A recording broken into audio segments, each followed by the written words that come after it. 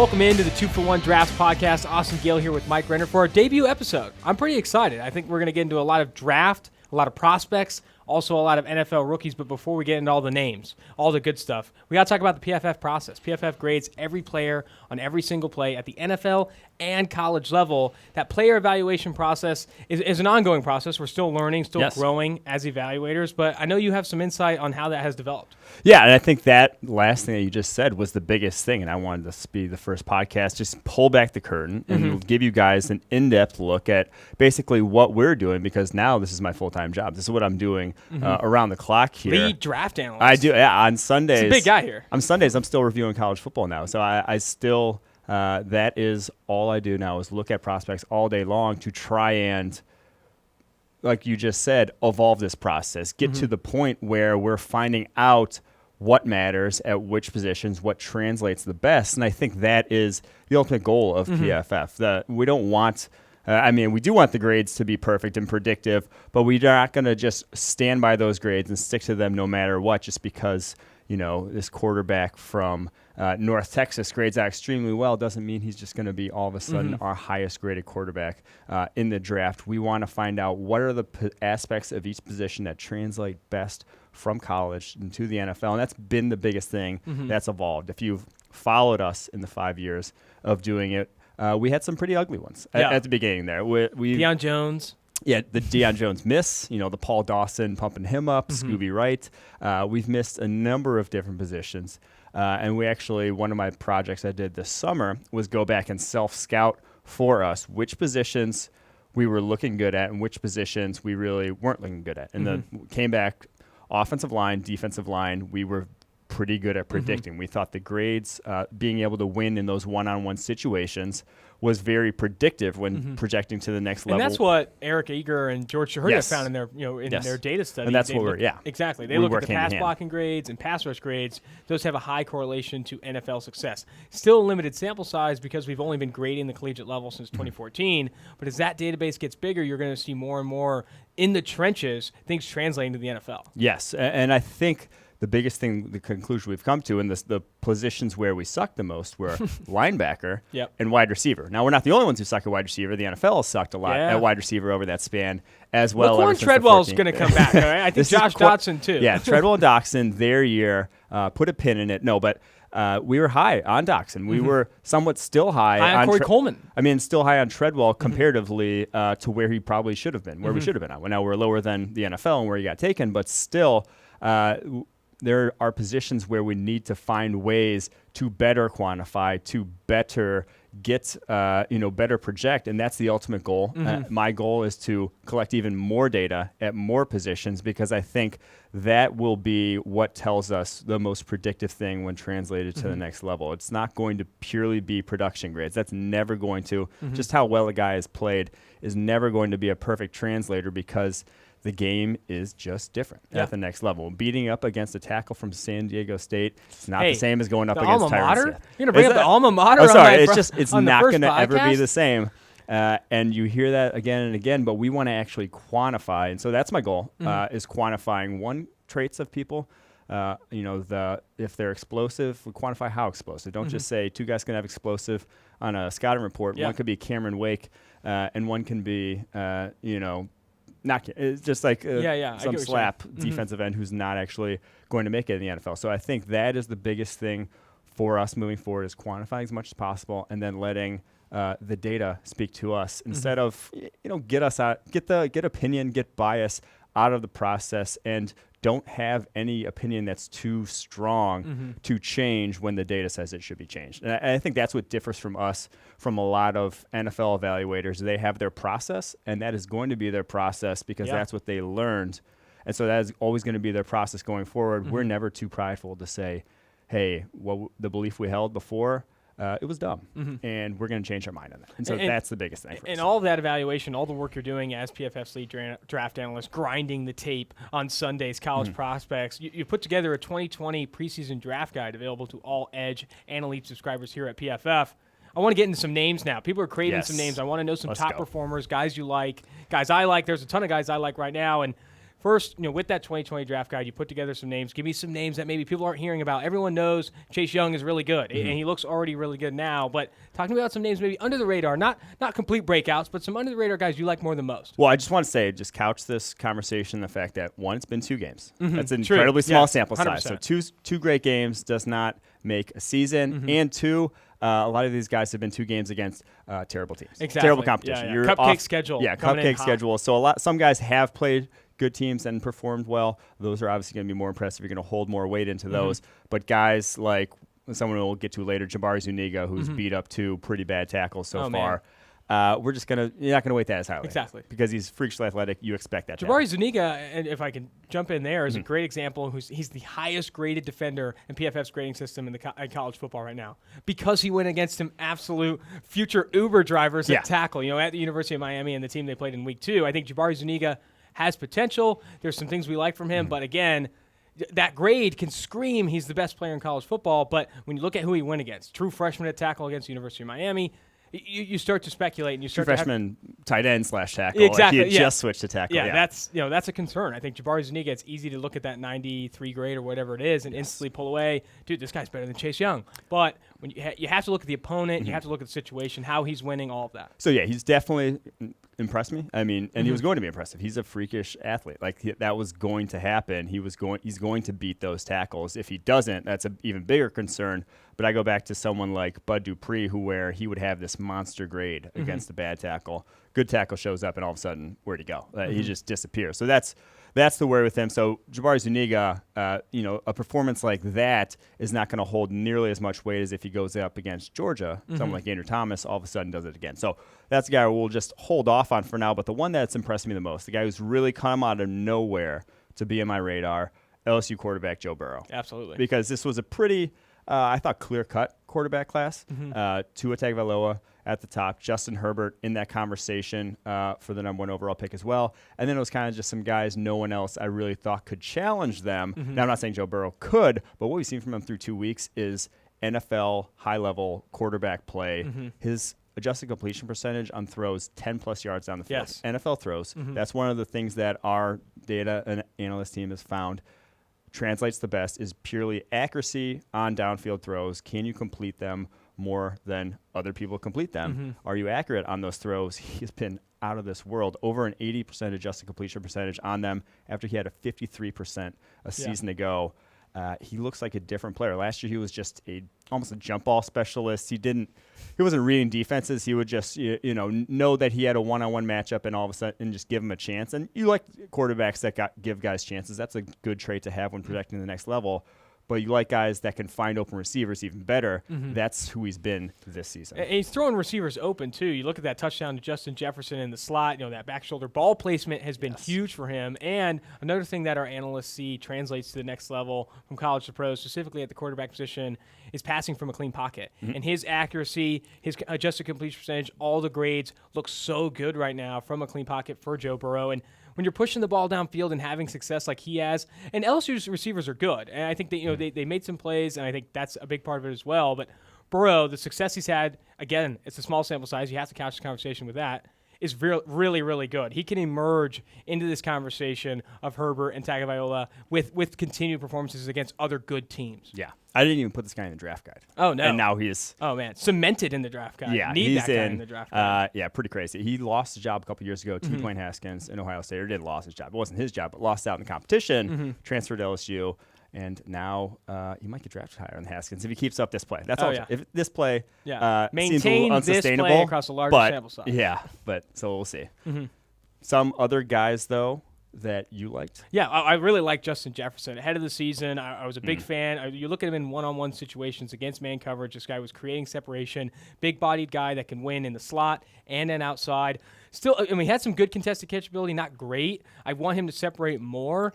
And so far through the season, he's one of the highest graded receivers in college football. I really like what he's done so far. There's still more you need from him. He's not a freaky, twitchy athlete like another guy we'll probably bring up in Jerry Jeudy or Tylan Wallace. But what he's done so far, he's taking advantage of well-placed throws from Joe Burrow. And I think he's a better separator than people think. I like Justin Jefferson maybe more than others. And I think moving forward, that versatility for him to play in the slot and outside, I really do like this kid. I think he can play well. I feel like if you're a guy like Justin Jefferson, though, and this is going to get kind of off topic and a little tangent, but you're a junior, a true junior. You have another year of eligibility left. This wide receiver class is so loaded. Oh, yeah. You come back. Like, you have to come back, put up a monster And there's still so much year. more he can get better at. That's the thing. I feel like he gets better and better every time I watch this guy. And for that reason alone, he should maybe stay a year, continue to develop at the collegiate level, start to toast some guys, some college corners before you go into the NFL. Don't be just good, be great, and then get to the NFL. Yeah, I think there's going to be a handful of guys like that at the receiver position who very well could declare, but are going to see the landscape and almost see what happened to last year's wide receiver class, where guys like A.J. Brown, DK Metcalf fall all the way mid-second, late second, and be like, I'm going to be third, fourth, round pick at this point if I declare, get myself into the next year, avoid Jerry Jeudy. Another guy, in addition to breakout performances, I want to since it is our first podcast, I want to talk about guys you really like. Maybe they are on high other people's radars, but guys you put in the draft guide knowing they're going to be first, second round talents, and so far, what you think of their performances so far. Well, Jerry Jeudy guy we just mentioned in man. Alabama, I might not watch another minute of his tape just because you don't need to. It's not there worth are there are a handful of guys every year. Yeah. Quinn Williams last year, Nick Bosa, where you just watch 2 games and you're like, I'm done. Yeah, I'll take them. I'm obviously not an NFL decision maker, so that's part of it. Yeah. But you're just saying you can't draft them too highly. Like Exactly. if it's number 1 overall pick and you don't need a quarterback, you can't draft them too highly. I remember they're just going to be studs. One of my favorite That's Jerry moments Jeudy. this past draft season. We went to the combine together and we just watched a ton of tape. We watched a ton of tape in the combine lobby, or wherever we were, the hotel lobby, and you're watching receivers and you're telling me biggest thing a receiver can do is just move different, and that's what you saw with Deontay Johnson of Toledo. He did that, and with Jerry Jeudy, he moves different. The guy is a freak before and after the catch, creates separation with ease, can force missed tackles. He moves. He's more athletic, more fluid, more quicker than fast. All of these things. He's got it all, and it's really showing so far. Yeah, the fluidity is also the biggest thing there, because they're just whenever position his body needs to get into to do something, he gets his body into that position. Some people can't.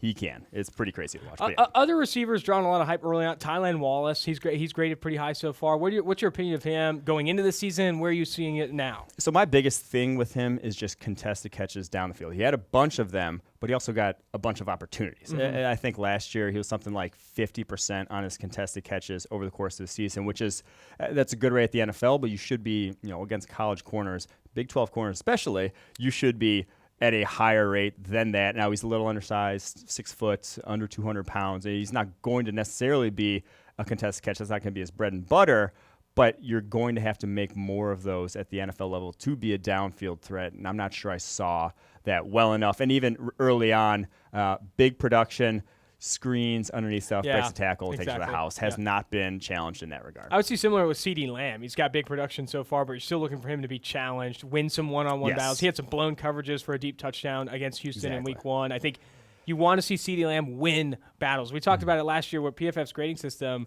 We want to see wide receiver wins. Wide receiver wins more than just box score production. And I think that goes back to why our O-line, D-line are so predictive, is because you have this one-on-one interaction. You want to see guys get one-on-one interactions against quality competition, and that's why the one-on-ones, you go to the Senior Bowl, people put so much stock in that Senior Bowl performance, and guys' stocks can go up and down so much, is because seeing that one-on-one interaction is so much more valuable than a guy racking up, Paris Campbell last year, racking up 500 yards on soft zone coverage and screens, just eating up underneath zone. Like, that's great. Like, you get over 1,000 yards, you get over 100 catches.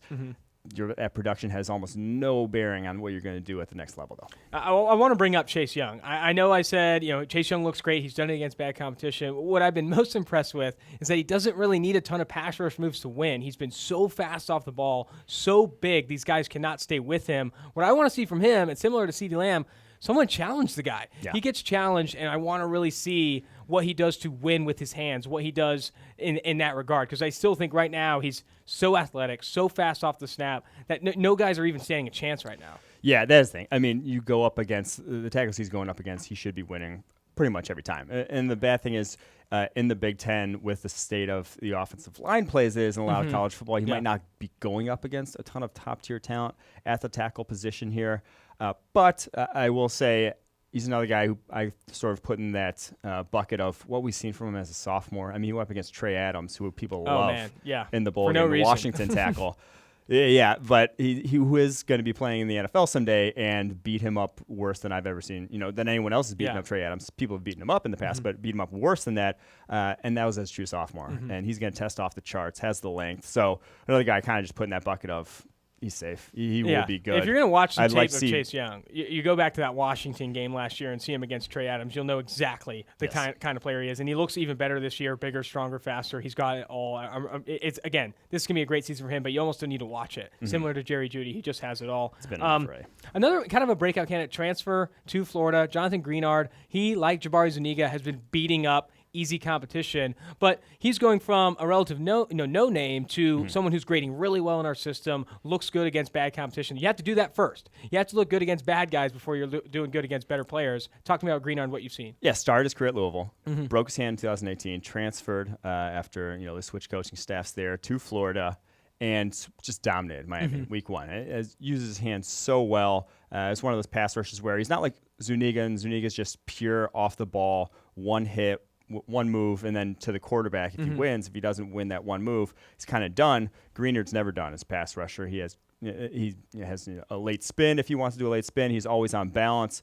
Love those things about him, but he's just not the athlete that Zuniga is. And so I just worry about with guys like that, you need to see consistent production over the course of a year. One game not going to be enough to sell me if a guy's not at the high level athletically. He's a good athlete in his own right, has good size, but I don't think he's not in those other guys' sort of league athletically. Some other breakout guys I know on your list: William Sherman, Colorado offensive tackle; Eric Lee, safety, Nebraska. I put on here Neville Gallimore. He's a guy who graded really well in PFF system on a small sample size. Similar, and I bring that up because when you see guys grade well on maybe 200, 150 snaps and then start to explode across a larger sample size, you can get really excited about this guy maybe developing and moving forward.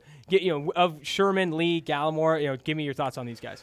Gallimore was really interesting because he made Canadian-born. Am I right? Yeah, yes. He made Bruce Feldman's freaks list before the season, over the course of the offseason, and you saw it on tape when he just got to fire off into the backfield. Like no one could keep him out of the backfield, but he was just so hesitant off the ball. Yeah. Just when he didn't get to fire off the ball, it was a completely different player. Just was not refined whatsoever in terms of his technique, and you just thought, oh man, if you could harness.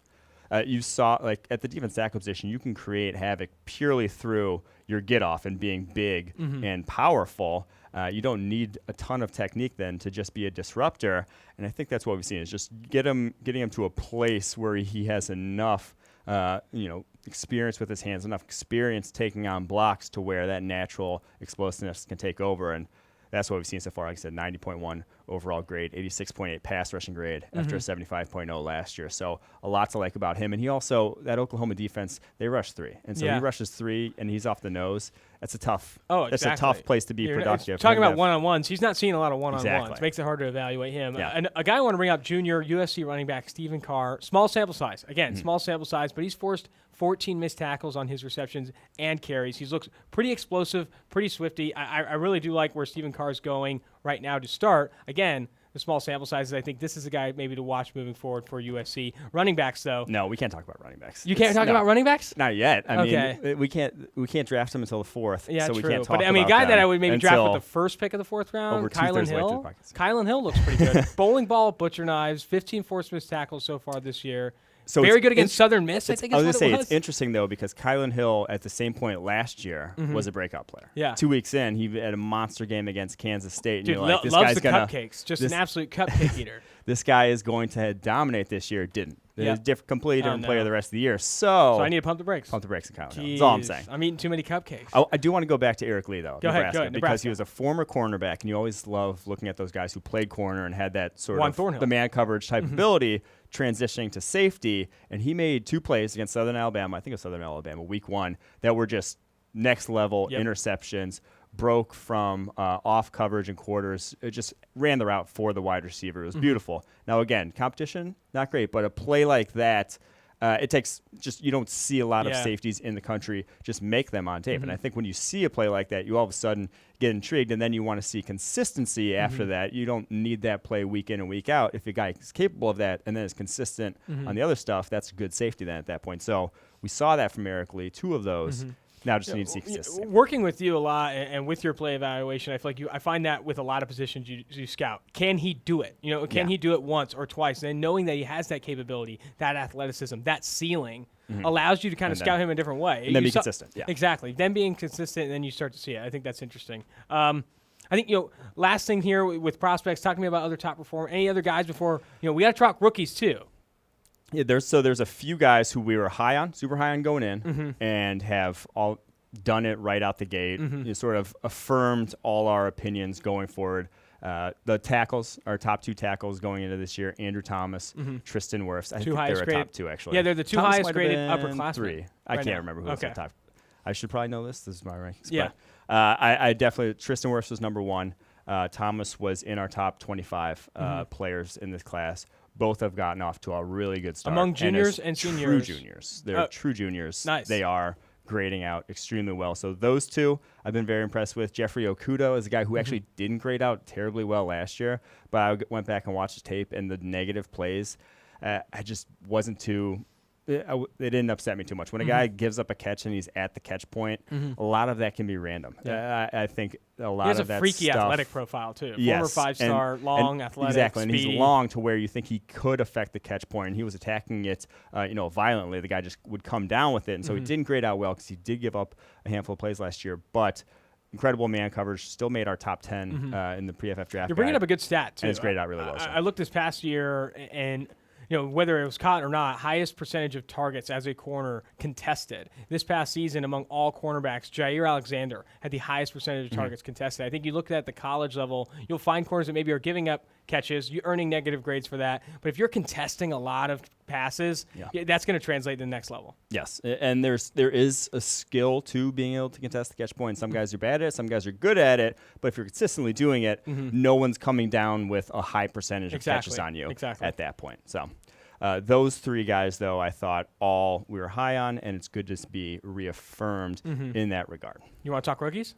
Let's talk rookies. Rookies. All right. So on the 2-for-1 Drafts podcast, you're getting 2 for 1. You're talking NFL draft prospects. We're going to be updating you after every college football week. We're also going to be talking rookies, and it's only 1 week, small sample size again, but I just need to overreact. I'm so ready. Marquise Brown's a future Hall of Famer. Exactly. You have the wide receiver class is Was the 2014 wide receiver class again. 8 routes. Yes. 147 yards, caught 4 of 5 targets, had a great slant route. I think it was against Mika Fitzpatrick. Caught good ball placement by Lamar Jackson, by the way. Yes. Turns out went into a big touchdown. I think it was 43 or 47-yard touchdown. Then just burns Minka alive. Slot, deep route, just a roaster. So now a lot of that was on Minka. Minka just completely misplayed it. Yeah. Did not think that was going to be a deep route and just sat, squatted. Yeah. But at the same time, Marquise Brown toasted him. Fitzpatrick caught back up, and they broke the tackle. A lot of bad there from Minka, but Marquise Brown, I think anytime a guy like that, the knock was he's too small, only a deep threat. Well, he's a damn good deep threat, and has always been a damn good deep threat. Yeah. And has been darn good after the catch as well. It's like, I don't think that's too big of a knock. We had him in the first round, liked where he went, and can't ask for better. Yeah, I think what's good about Marquise Brown is he looks exactly like we saw him at Oklahoma. Just a big play waiting to happen, great after the catch, speed for days, and I think you saw that against Miami. And the slant was a well-run route. He got open and then broke a tackle afterwards. That was, his game in a nutshell. He wasn't also just a deep threat. He had intermediate level route running ability. Oh, yeah. Now he's not going to. I still worry about him being able to consistently get off press. It might not happen right away. He didn't get pressed a lot, and they were creative with how they moved him around in week 1 on those routes. And he also was going up against Miami's defense. But I do think he's going to be the guy we saw at Oklahoma. Yeah. I'm not too worried about him going forward. Staying in the receiver class, A.J. Brown had a really nice day against Cleveland. Denzel Ward specifically, 3 receptions, 100 yards. He looked good running routes at the line of scrimmage, beating coverages, and also after the catch. I loved him coming out of Ole Miss after the catch. Great at forcing missed tackles. Such a hard dude to bring down the open field because he's huge. Yes. He's a big-bodied, big-framed guy, and we saw that against Cleveland for Tennessee. I think he might take over, and you think this as well, Corey Davis for the number 1 target in Tennessee right now. I think he should. I mean, he got outsnapped by Tajay Sharp and Davis week 1. No. I didn't know that. But Tajay Sharp stuff is concerning. But, that's only a matter of time before he overtakes that because what we saw from him was different from what we've seen from even Corey Davis at any point over the course of his career in terms of being able to, 1, get off the line of scrimmage. He faced press 9 times in that game, and there was only once where I saw him actually get locked up off a press, and Denzel Ward got called for a defensive holding call on him. So he drew a defensive holding, was the only time he got locked up off press, and was consistently using his physicality to get his body clean on his routes, get corners off of him, and then at the top of routes, sink into corners, get that separation. I mean, then they have to catch the ability. Obviously, everyone can see that. He did it at outside receiver, too. People were penning this guy as a slot guy, but when DK Metcalf went down last year, he goes out to the outside receiver and looks just as good. And averaged we're seeing over 125 yards a game on outside wide receiver last year. So, again, another receiver going to Washington. Terry McLaurin. I don't know if it's an Irish accent. I don't know. Terry McLaurin, 5 receptions. An Irish accent? Terry McLaurin, 5 receptions, 125 yards, and a touchdown. He looked really good. I think he was definitely a pleasant surprise for a Washington Redskins offense who needs a guy like McLaurin. And he did it against a big sample size. He played a lot of that game and played well. Some good contested catches, in my opinion. I think he is more than what Paris Campbell was, in my opinion. He's playing better than what Paris Campbell was capable of. I don't want to just completely reaffirm what we had our draft rankings, but we had McLaurin ahead of Paris Campbell in our draft rankings because when he was on the outside, he would beat coverage. And it goes back to he was beating one-on-ones. Paris Campbell was not necessarily, and I think we saw it in that game.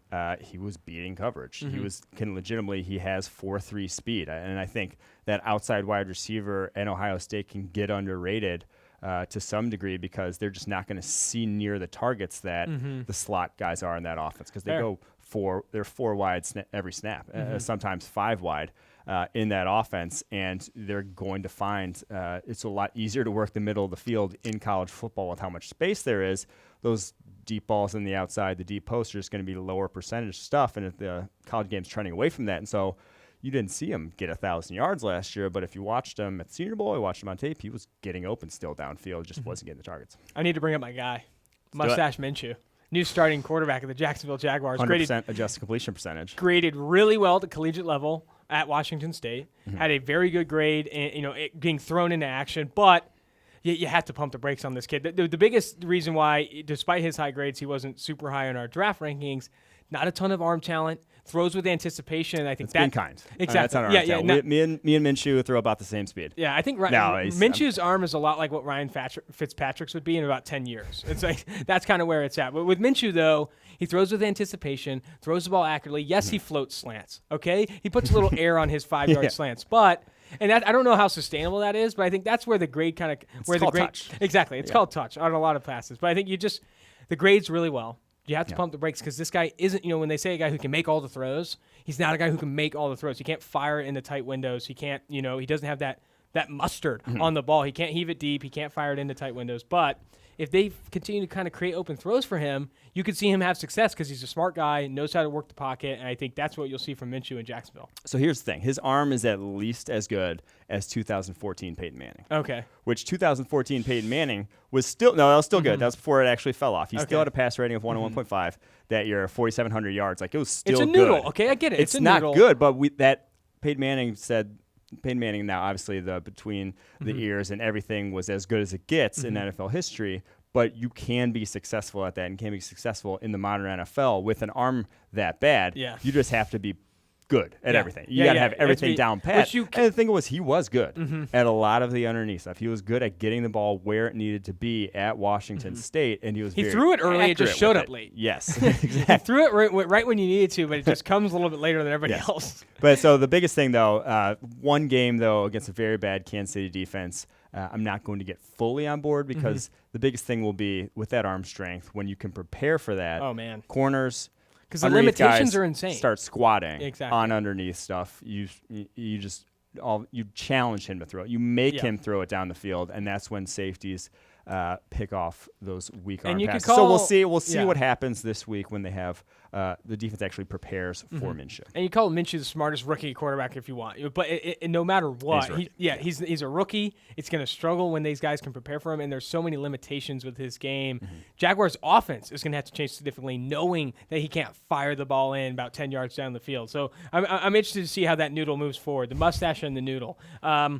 Another rookie played last night. I think Denver Broncos' offensive line wasn't great, but Reisner the guard. He earned Yes. high pass blocking grades, great in the run game, moved some guys off the line of scrimmage. Wasn't doing it against a great Raiders defensive front, but again, I always say you have to do it against bad guys before you do it against the talent of the NFL. I think Reisner had a great preseason and then is now turning it in the regular season. This is a guy we really liked when he got kicked into guard. I think he could be one of the better offensive linemen on this Broncos team. Yeah, 84.2 overall grade, 83.3 pass blocking, 80.3 run blocking, and That's a triple 80. If you You need it. If you listen to us pre-draft, this was like no surprise for us. He was as NFL ready as it gets on the interior, a nasty offensive lineman going up against easy competition. You know, it was about as easy as assignment as you'll see all season. No shame in saying that. Ease up on the Raiders D-line. You got to beat the bad guys too. No, so, I agree. I mean, that's got to beat the bad guys I think too. they got a good one. Speaking of beating the bad guys too, Nick Bosa absolutely saucing Donovan Smith on the inside swim or whatever that inside jump. Yeah, it was not good. And he did it with a bad ankle. They were taping him up in between reps, and Donovan Smith still out there just getting washed. It was really bad. I could see that his game checks just flowing down. It was not good. Donovan Smith needs to pick up the pace. And people are saying Donovan Smith, he's going against one of the better talents. It's like, dude, Donovan Smith, you need to beat rookie pass rushers in week one every day of the week. Yeah, you just got an extension. And again, we said Donovan Smith was not good. We said this going into it. That extension was absurd. Nick Bosa beating him up almost just confirms priors. But again, 80.5 grade right out the gate. That's pretty darn good for a rookie, especially with the bum ankle. Exactly. Didn't play in the preseason. He is Joey Bosa, though, so this, again, anything for the first 4 games. Joey didn't play the first 4 gams, so this is all icing on the cake. The next 12, if he can get those 10 sacks, he matches. The Tampa Bay Buccaneers are paying Donovan Smith $12.5 million for those kinds of efforts. I'm concerned. Yeah, he's 26 years old. What I loved about the Donovan Smith is to break away from rookies. The 2-for-1 draft is going 3-for-1 to break away. Donovan Smith, what I loved, people always bring up that he just plays a ton. He's played over 1,000 snaps every year of his career. He's reliable, sturdy, healthy, best availability. Hey, I show up to work every day. I'm not that great, all right? You need people that come in here and play above expectation. Donovan Smith hasn't done that. I know he shows up to every meeting, maybe early. Yeah. Maybe he gets there 10 minutes early. I don't really care. He brings donuts. That's probably what it is. Donovan Smith brings donuts and lets Bosa just wash him down the pipeline. Going back to rookies here, I want to talk a little bit about DK Metcalf. DK Metcalf, yes. Last wide receiver to really hit on because people thought he was just a deep threat. Catch the slant route in that game. I think there's small sample size. I know, but I am saying he looks like an NFL-ready wide receiver on that deep tree. For him to stack an NFL cornerback down the field the way he was stacking college cornerbacks, it's just going to be so tough at 4.3 speed, 230 pounds, for once he gets on top of you for any defensive back in the NFL to have a chance of recovering. That is going to be good windows, and we said it was the perfect place for him to go to because Russell Wilson's deep ball comes down so beautifully down the field in terms of the arc he puts on it. It's not coming down like Aaron Rodgers, these lasers down the field where it has to be right in his hands. It's not coming down like Minshew's deep balls either. I'll tell you that. Coming from the heavens. But he puts good arc on it, and so I think this is a match made in heaven, and we saw it multiple times already. Something I want just to close rookies, and then we're going to dive into some cool segments we have here on the 2-for-1 podcast, 2-for-1 Drafts podcast.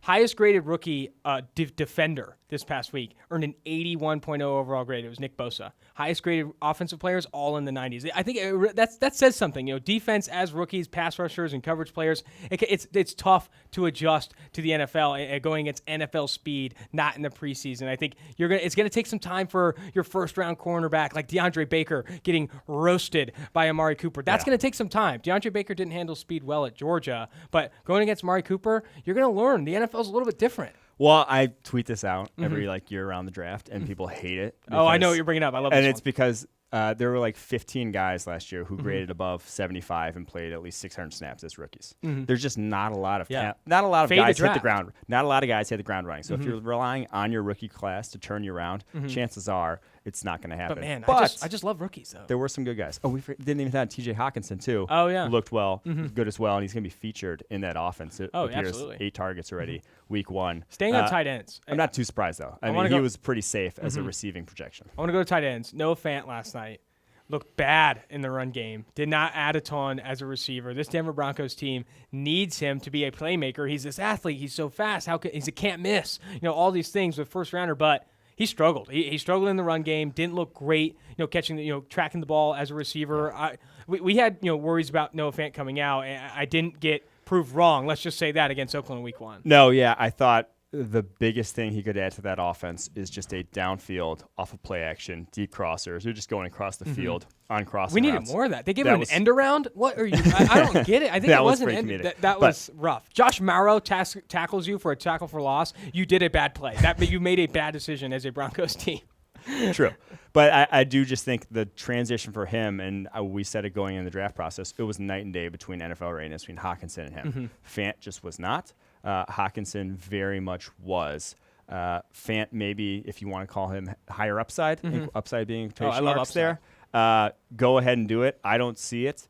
But I do think it's just not going to be, he's not going to be your 10 target Zach Ertz, move the chains type of not guy. Not a Hockenson either, I would say. He's an explosive threat. He is not a consistent pass catching weapon at this point. Let's dive into some segments. Lead editor here at PFF, I do love some wordplay. And Renner, you sent me this in an email this morning, and I was jacked. Fake ID segment here on the 2-for-1 Drafts podcast, where we're talking about guys, underclassmen who aren't going to be eligible for this draft. So they're putting in their the guys we'd let in though. Yeah, we'd let in. Yeah, we'd let them. If I was standing at the bar, I see the ID. I'm like, you know what, Rondale Moore. Purdue, letting you in. I'm letting you get in because you look pretty good. You'll pass as a 21-year-old. You'll pass as a junior. Rondale Moore, man. People want to talk about his after the catch ability. I'm over here sitting raving about what he can do at the line of scrimmage. Oh yes, it's insane. He's great with his releases. Can work from the slot and outside. He had some contested catch ability. The ball tracking on that deep ball. Man, I'm all in. I need to see the fake. I don't need to see the fake ID. I'm letting him in. He's got a good enough beard. Is where I'm going with that. It's one of those guys where you're in a phone booth with him. You're probably not going to touch him. Exactly. He just on the line of scrimmage, cornerbacks don't touch him. Now, if you get your hands on him, you might be able to get him, but you're just not going to be able to get your hands on him. He is that shifty, that freakish of an athlete. He did have a drop. I think a drop. He did have a drop. I didn't like the drop. And he double caught one on the but then he made some people miss. And then miss. He made a guy miss. Oh, God. Yeah. I can't help but fall in love with the guy. He really is easy to fall in love with, and you're going to hear slot only. Man. He has to be in the right. No. I think he can be a complete receiver at the next level. Does he remind you a little bit? I got this, and maybe it's crazy. A little bit of Tyler Lockett. A little bit of Tyler Lockett. You kind of see a little bit. Yeah, I can see a little bit. Yeah. I think he's more shiftier. He's better after the catch. Wow. After the catch, he'd be better. Yeah. Tyler Lockett, fantastic route runner already. It took him. He's a refined route runner. Rondale Moore, probably 2 not targets, that level. by the way, in Week 1 for Tyler Lockett. That's just absurd. I mean, they're all going to DK. I can't believe it. I can't believe it. Other microbrew here, Minnesota. I love Tyler Johnson. Oh yeah. Yeah. Fake ID. Yeah. Fake. Oh, sorry. Not microbrew. I teased the Getting ahead. segment. I teased the segment. Wait. Fake ID. Can we make a note of that? Let's get that out of there. Yeah. Okay. Whatever time we're at. Another fake ID here, Rashad Bateman, Minnesota. I love Tyler Johnson. Had an opportunity to interview him before the draft. Or not before the draft, before the season. And Tyler Johnson. Well, technically, that's before the draft. Before the draft still. Very quiet guy. Remind me of Amari Cooper a lot in that he doesn't want to talk a ton. He threw a lot of his offense, his quarterbacks, whatever. His teammate, Rashad Bateman, is on fire. Right now, he's got a very high receiving grade. I've seen good contested catch ability. He had one of the better catches of Week 1, or I think it was Week 1, and then he's got 3 forced missed tackles after the catch, 3 contested catches, 10 plays, 10 receptions of 15-plus yards. Yeah. He's off to a great start. I don't know if it's because Tyler Johnson's getting locked up on double teams, but Rashad Bateman is blowing up. True sophomore, fake ID. I'm letting him in the bar. Yeah, 90.1 receiving grade so far, 237 yards, and he wasn't supposed to be. He wasn't supposed to be their number 1 threat going into this year. He just got his fake ID. Yeah. Literally just scooped it up. Next segment. One of my favorites. One more fake ID. One more fake ID? Justin Fields. Oh, yeah, sure. Got to go to him because much hyped, all the hype coming from Georgia, transferring over to Ohio State. He's lived up to it so far. Now, again, obviously, competition. And small sample size. A little bit, FAU going He's got some good receivers, too. Cincinnati this last week, got some good receivers. The offense has made some lesser quarterbacks. I'm feathering the brakes. Looks good. I'm feathering the brakes. Brakes are feathered. I gave his fake ID a double take. But again, he has athleticism. He fits the mold of the modern quarterback in that he can run. And all of a sudden, when a guy can run like he can run, it dictates coverages. You don't have to be a perfect Drew Brees, surgical, read the defense quarterback. You just have to be accurate. You just have to have arm talent, basically, at that point, because defenses show their hands so early. All of what Gardner Minshew has. Yeah. It's everything what Gardner Minshew has, arm talent. All right, another segment, playing on that 2-for-1 drafts, micro brews. Guys from small schools that are performing above expectation. Yeah, you showed me this guy's YouTube highlight video, and I've been all in ever since. I've been looking to buy a jersey online. Fresno State, Natani Muti. Read into this guy's background. He originally committed to Hawaii, pivoted to Fresno State. People at Fresno State call this guy a legend. He's like the Sasquatch there. When you see him, people are taking pictures and stuff. Natani Muti, so dominant in the run game. Off to a great start in pass protection so far, and he's doing it at tackle. He was great as a true freshman, I think, playing guard. Am I right? Yep. Yes. Playing guard as a true freshman, had the injury, coming back, playing tackle, and having a great start to this season. And we just love this guy. Yeah, 88.3 pass blocking grade out the gate here, moving back to guard through 2 games. Only 1 pressure allowed, and I think over 100 pass blocking snaps at this point. Again, go watch his highlight tape if you haven't. Probably going to rave about this guy all throughout the draft process. I pray that he comes out this year because I truly believe he's a first-round type of guard talent. I think he's that good of a guard. And his offensive line coach said, was asked, who would you compare him to that you've coached? He said, no one. I've never coached anyone this good. Probably guys I've seen on Sundays, though. That's how good Natani Muti is. And he's gone up against SC, and I'm trying to think who they went up against this past week. Minnesota. SC and Minnesota. They've gone up against 2 Power 5 schools, and he's still doing the job in pass pro. Natani Muti sounds like a microbrew name, too. He's probably, if you had to do him a microbrew, it's like 18% alcohol, just hits you right in the face. You don't really want to drink a full beer of it, but that's where it is with Natani Muti. Before you dive into your next guy, I've got a little microbrew of my own from the alma mater. Go Aztecs. Cayava Tezino. The school's only 4-star recruit. That's the only one they've got. Great pass rushing off-ball linebacker, plays great in Rocky Long's Warrior defense. He's looked good in pass rush. He's always been a good run defender. This guy graded really well for us this past season, off to a great start for San Diego State in their upset over UCLA. And he's got like the high shoulder pad. Yes, he looks like a linebacker. Exactly. Like he looks like a good linebacker prospect with that. It's like an easy cheat code to put yourself on the map. And San Diego State's secretly linebacker you. You have Miles Burris. And then you have Calvin Munson, New England Patriots undrafted free agent. And now you got Cayava Tezino. Is this the all-decade team? It's the all-decade team, brother. But, I really like Tezino, though. I think, again, the only 4-star recruit on this roster. I think he's one of the few guys that has actually an athletic profile that can make some plays in the NFL. That's a big thing, too. You look for traits a little bit here. Tezino has them. He's quick, very athletic, can rush the passer, plays well in coverage, stout against the run. Keep an eye for that microbrew. I like it. I like it a lot. Give me your guy from UAB. Last guy.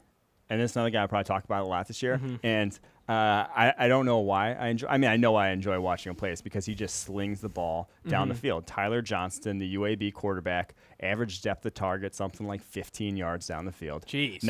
Just heaving. He's not going to take the check down. He's going to fit it into that window. But he is incredibly accurate. Had something like, I want to say 6 big-time throws this past week. He just puts the ball where it needs to be down the field. His accuracy down the field is fantastic. He might have really small hands, though. I'm worried about it, like sub 9-inch hands. Jeez. It looks like baby hands? Like they look. The it Whopper looks commercial? Small when he's holding the ball. Do you remember the old Whopper commercial where they'd have little hands? Oh no, that can just plummet a guy's draft stock. It really might. Like he has a funky windup, but he has good enough arm strength to play in the NFL and that downfield accuracy. Jeez. Probably won't come out this year. I think he has another year of eligibility. Let the hands grow. Got to let the hands grow. Needs another year. Stretch those fingers out. But yeah, we'll see. I just need to see more of him, but I like what I've seen so far. Well, there you go. Microbrews to end. Any other closing thoughts before we tie the knot on our first 2-for-1 Drafts podcast? Well, I just want to let people know we're going to be doing it twice a week. Yep. Going to be going kind of a preview sort of, and then we'll be doing segments, and we'll also be, you guys, anything you want to know, please hit us up on Twitter for questions, things you want us to do, segment ideas, I don't know, stuff you want us to touch on. We need more nicknames for the segments. We're going to get more. We're just scratching the surface here. We had some good ones for sure. So hope you guys enjoyed the first show. Absolutely. Twice a week, one review, one preview, a lot of good stuff talking prospects and rookies. This has been Mike Renner and Austin Gayle, 2-for-1 Drafts Podcast. You want to get rid of me and get back to more great PFF YouTube content? All you have to do is push that button right there and subscribe. Thanks for watching.